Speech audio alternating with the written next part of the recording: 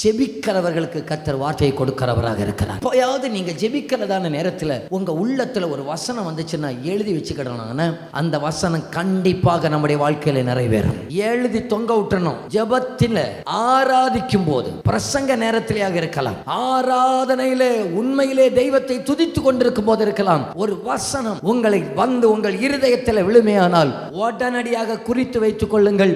அந்த வசனம் நிச்சயமாகவே நம்முடைய வாழ்க்கையில நிறைவேறும். அன்னால பார்த்து ஜெபிக்கிறதான நேரத்தில் வார்த்தை இப்பொழுது புறப்பட்டு வருகிறது. என்ன வார்த்தை? அன்னாலே நீ சமாதானத்தோடு போ, இஸ்ரவேலின் தேவனாகிய கர்த்தரிடத்தில் கேட்டுக்கொண்ட உன் விண்ணப்பத்தின்படியே ஆக கடவது.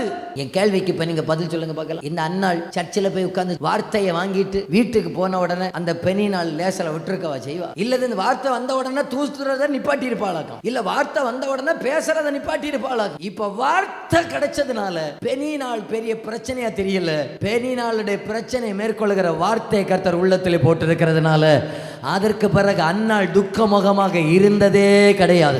யாருக்குள்ளே வார்த்தை இருக்கிறதோ அவர்கள் துக்கமாக இருக்கவே மாட்டார்கள். அவர்கள் பிரச்சனையை தாண்டி ஓவர்டேக் பண்ணுவார்கள். ஐயா, எனக்கு வார்த்தை இருக்கிறதுனால பிரச்சனை என்னை அசைக்காது, இந்த பிரச்சனையை மேற்கொள்ளுவேன், தீங்கை தாண்டுவேன், சோதனைகளை தாண்டி செல்லுவேன். ஏனென்ற வார்த்தையை கர்த்தர் எனக்கு கொடுத்திருக்கிறார்.